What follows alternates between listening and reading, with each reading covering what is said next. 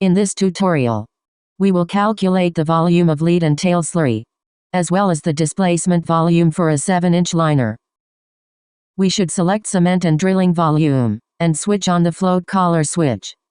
This sets the entry fields for a liner calculation. We are now adding the liner to the second section.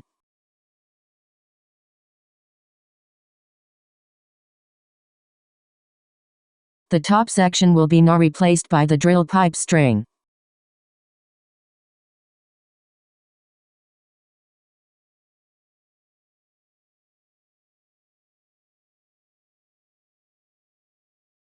We should then update the end of pipe's depths.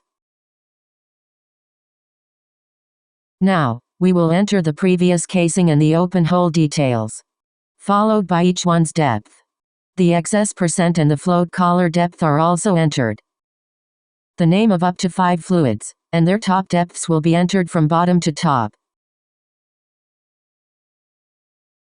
In the case of liner calculation, the liner pipe and the running drill pipe are both entered as part of the inner string. The calculation is then run, and the results are displayed in the output section. It should be noted that the shoe track volume will be added to the bottommost fluid. If only a lightweight slurry is to be pumped, then it should be entered in the place of the tail slurry. Finally, we should save the case under a given name.